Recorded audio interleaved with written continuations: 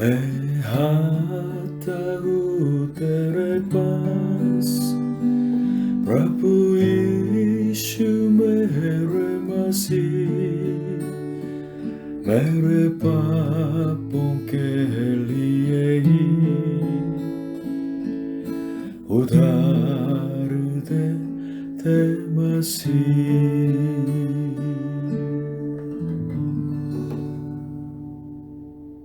Hallelujah. प्रभु यीशु मसीह जी आप सभी को आशीष दे।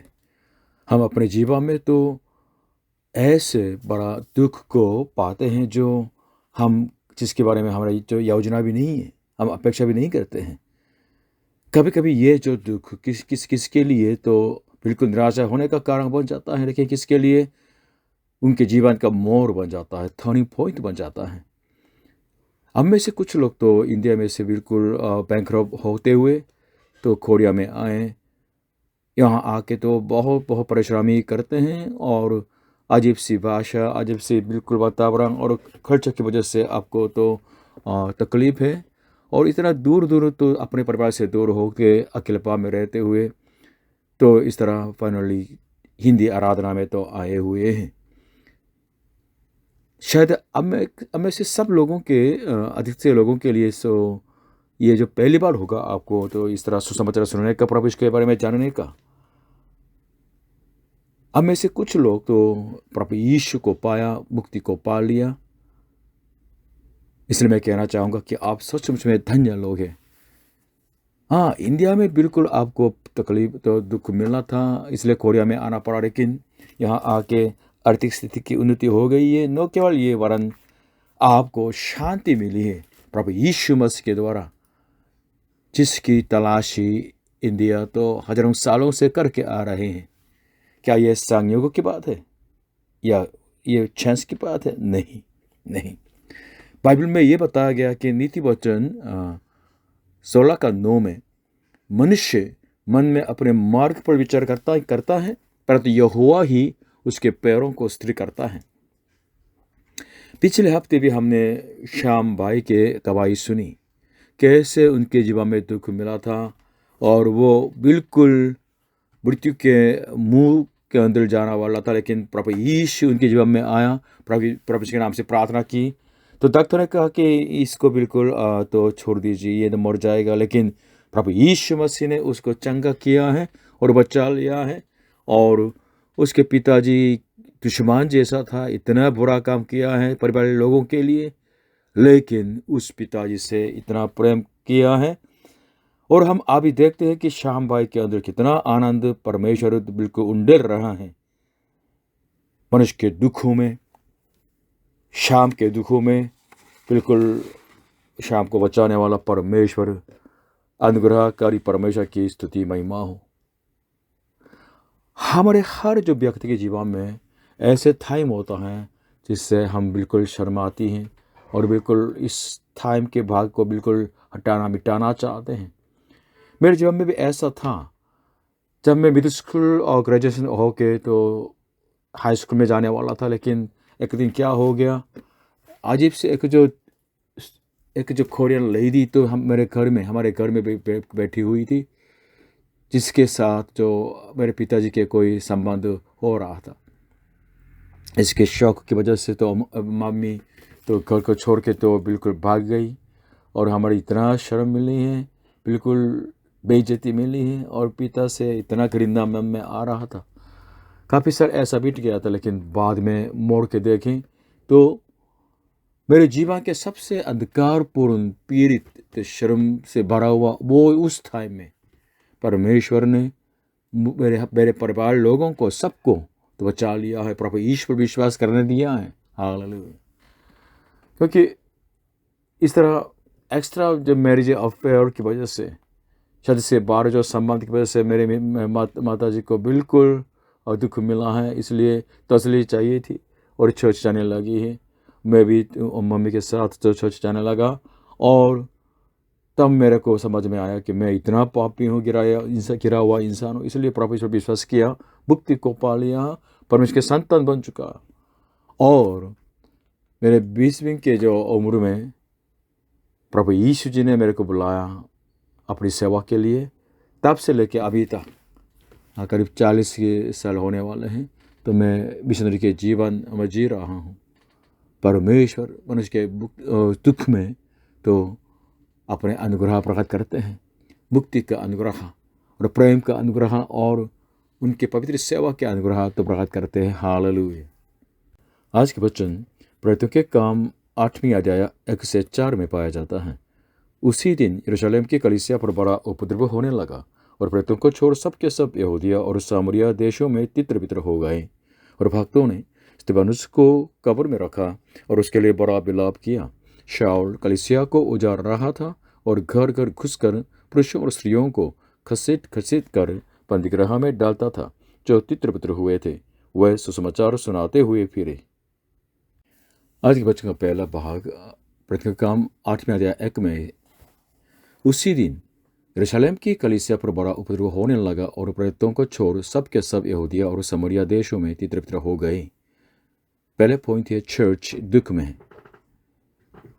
लोग अलग अलग प्रेरणा से, यानी आशीष पाने के लिए और अशांति पाने के लिए और नैतिक शिक्षा पाने के लिए, दोस्तों से मिलने के लिए या कुछ सीखने के लिए, कुछ भक्तिपूर्ण हृदय से तो चर्च में आते हैं।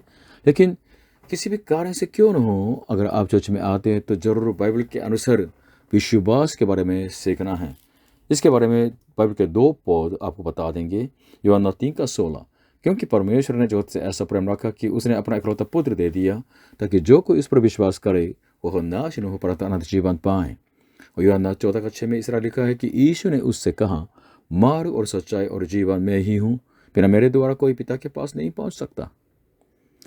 भाइयों बहनों, प्रभु यीशु पर विश्वास करना कोई क्रिश्चियन धर्म को अपनाना नहीं, वरन अनंत जीवन को, मुक्ति को पाने का सवाल होता है।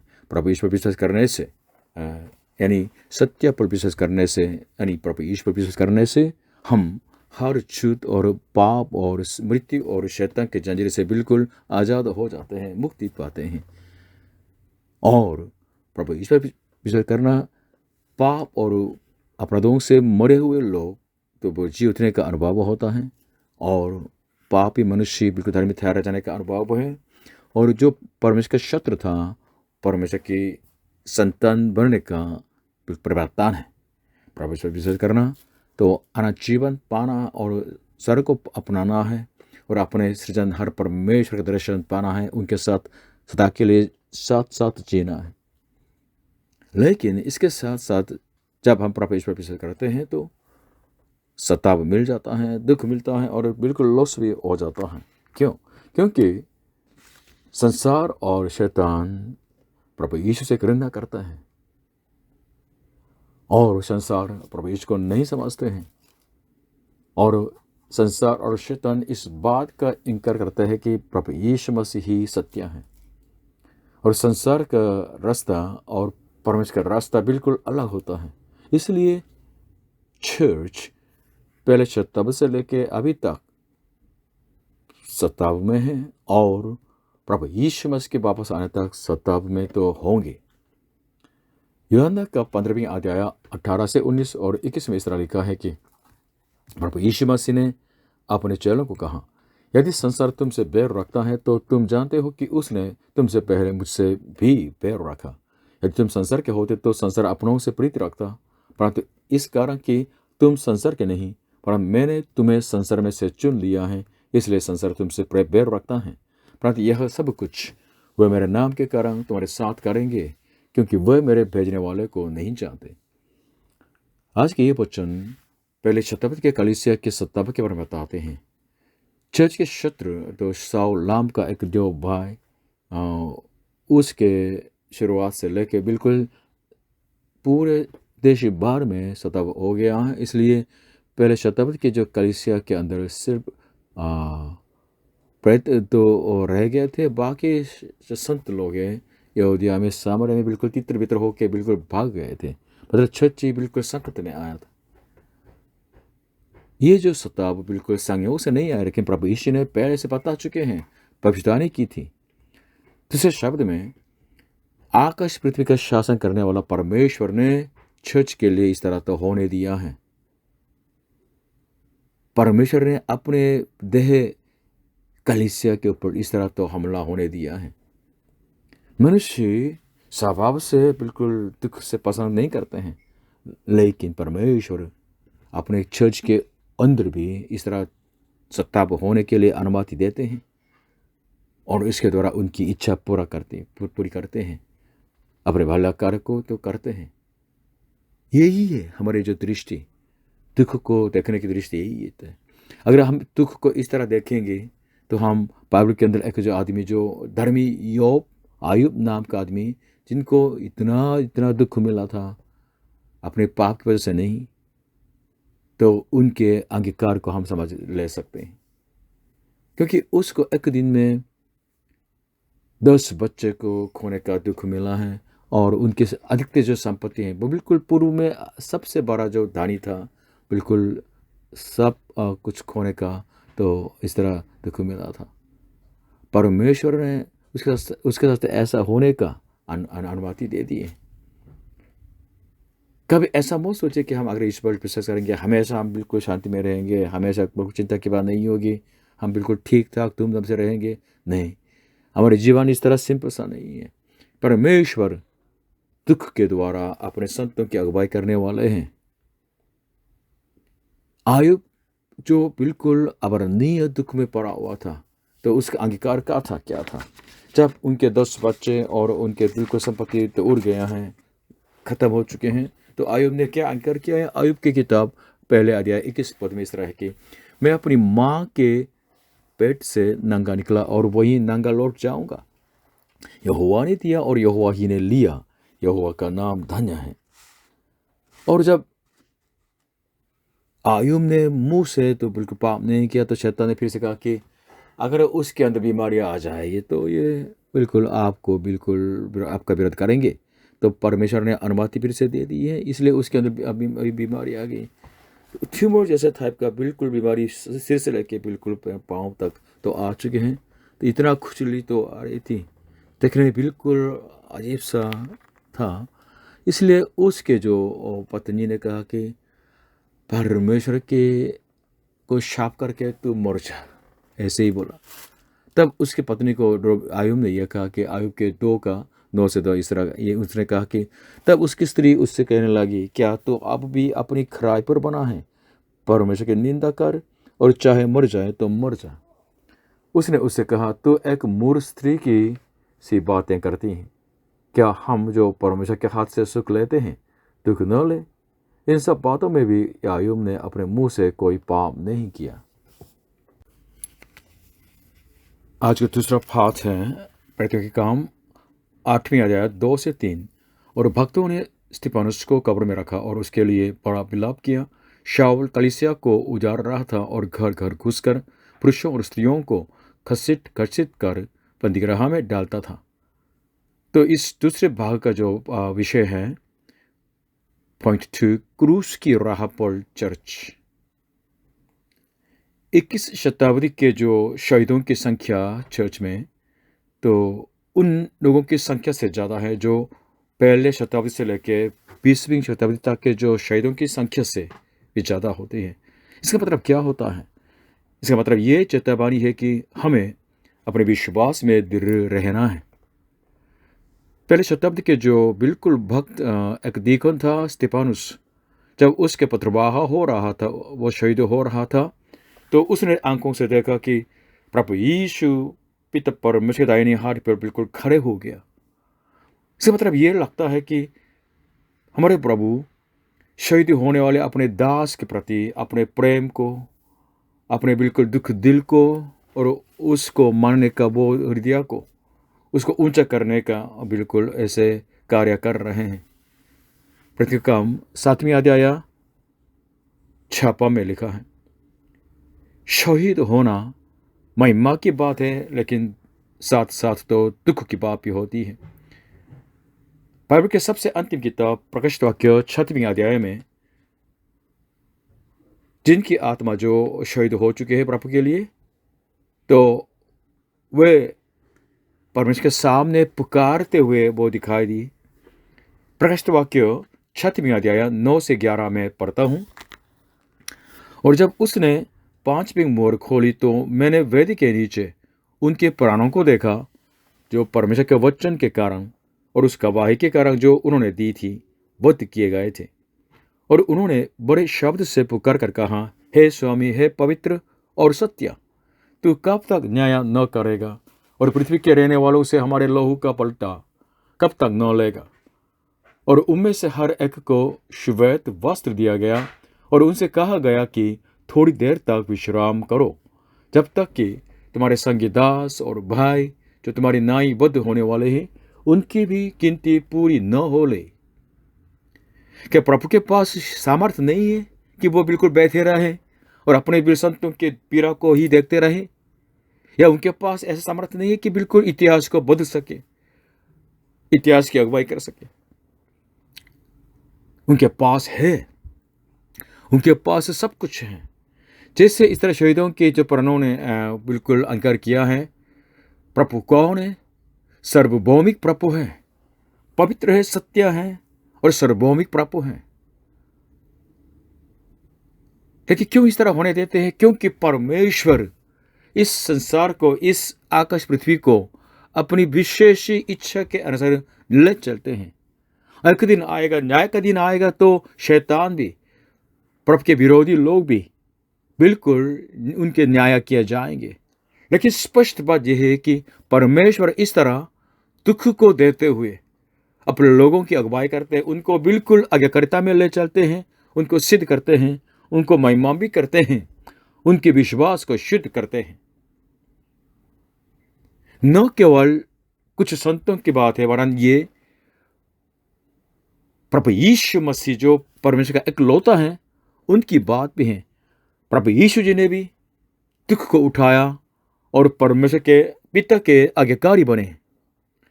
इब्रानियों के जो 5वीं अध्याय 7 से 9 में इस तरह प्रभु यीशु के बारे में लिखा है, उसने अपनी देह में रहने के दिनों में ऊंचे शब्द से पुकार पुकार कर और आंसू बहा बहा कर उससे जो उसको मृत्यु से बचा सकता था प्रार्थनाएं और विनती की, और भक्ति के कारण उसकी सुनी गई। और पुत्र होने पर भी उसने दुख उठा उठाकर आज्ञा माननी सीखी। फिर से 8वीं, और पुत्र होने पर भी उसने दुख उठा उठाकर आज्ञा माननी सीखी और सिद्ध बनकर अपने सब आज्ञा मानने वालों के लिए सदाकाल के उद्धार का कारण हो गया। हालेलुया। आज के वचन का पॉइंट 3, सुसमाचार के साथ पीड़ित कलीसिया।